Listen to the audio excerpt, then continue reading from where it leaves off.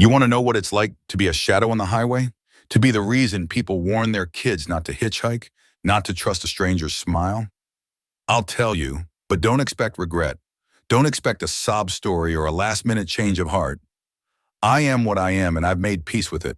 The road is my world. It's where I belong. Out here, the rules are different. Out here, you can disappear and no one will ever know. I learned that a long time ago, somewhere between the endless stretches of blacktop and the flicker of neon at forgotten truck stops. I'm not lonely. I'm not lost. I'm exactly where I want to be. I see them before they see me. Hitchhikers standing in the rain, in the heat, in the dead of night. They're always desperate, always hopeful. They think the world owes them a ride, a break, a little kindness. I give them what they want. I slow down, roll down the window, and offer a ride. They always say yes. They always climb in. Tonight it's a girl, maybe 19, maybe younger. Backpack, ripped jeans, hair pulled back in a messy ponytail. She looks tired, but she tries to smile as she opens the door. "Thanks," she says, voice small. "Didn't think anyone would stop." I nod, motion for her to get in. She hesitates for a second. Just a second, but then she climbs up, slamming the door behind her. I watch her in the mirror as she settles in, clutching her bag like a lifeline. I ask where she's headed. She names a town 100 miles away. I tell her I can take her most of the way. She looks relieved. We drive in silence for a while. I let her get comfortable. Let her think she's safe. That's the trick.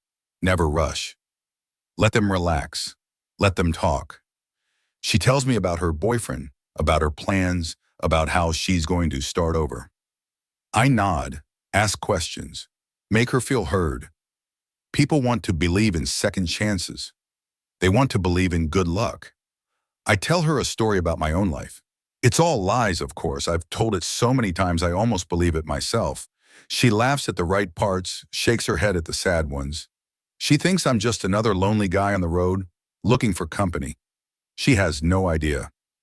The miles slip by, the night gets darker, the road emptier.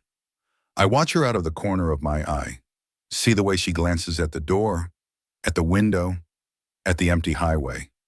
She's starting to realize how alone we are out here, how far away help really is. I ask if she wants something to drink. She hesitates, then shakes her head. Smart.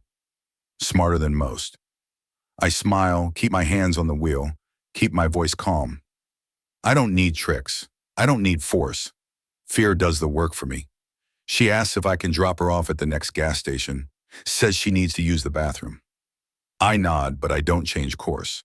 The next gas station is miles away, and I know every inch of this road. I know where the cameras are, where the lights are, where the shadows are deepest. She starts to fidget, her voice getting tight. "Can you please stop? I really need to get out." I keep driving, eyes fixed on the road. "We're almost there," I say, voice flat. "Just a little further." She goes quiet, clutching her bag tighter. I can feel her fear now, sharp and real. It's almost electric, the way it fills the cab. I don't say anything. I let the silence do the talking. That's the thing about fear. It makes people predictable. It makes them easy to control. I've seen it 100 times, in 100 faces. They all think they're different. They all think they'll be the one to get away. But they never are. She tries to hide her panic, but I see it in the way her eyes dart to the window, the way her breathing quickens.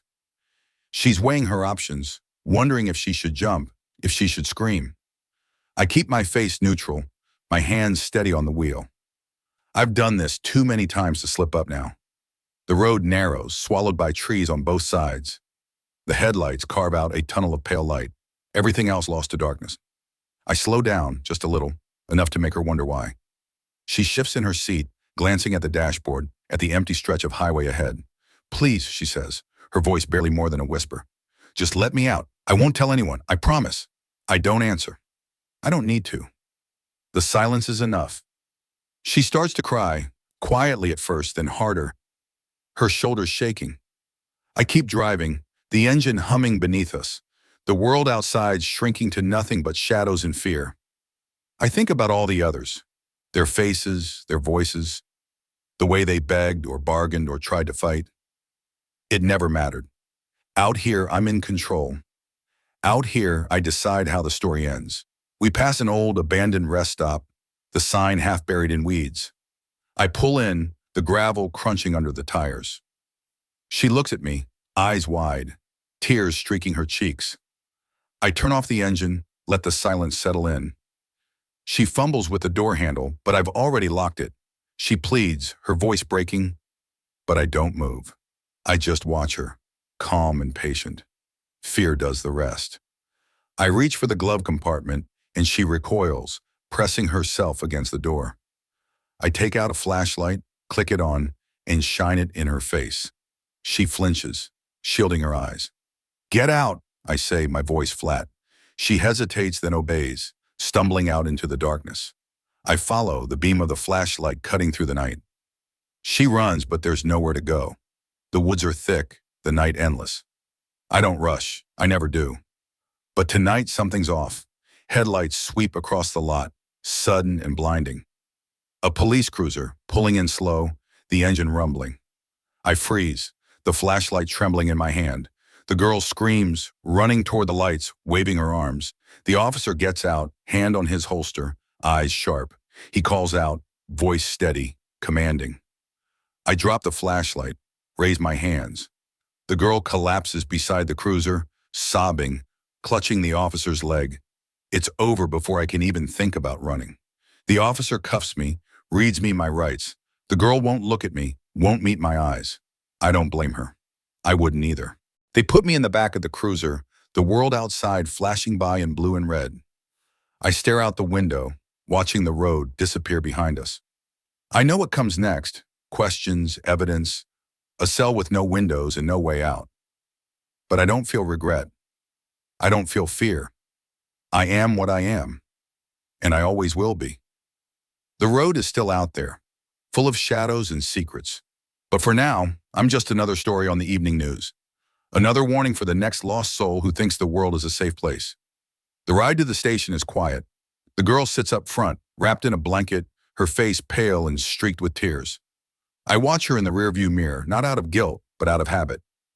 I've watched so many faces, seen so many reactions: fear, relief, disbelief. It's all the same to me. I don't care what happens to her now. She's just another one who got away. At the station, they pull me out, walk me down bright hallways, past doors that slam shut behind me. They take my fingerprints, my photo, ask me questions I don't bother answering. I know how this works. I've seen the inside of a cell before, but never for long. This time, though, it's different. This time they have her statement. They have evidence. They have enough. They put me in a cell, the door clanging shut with a finality I haven't heard before. The walls are bare, the air stale.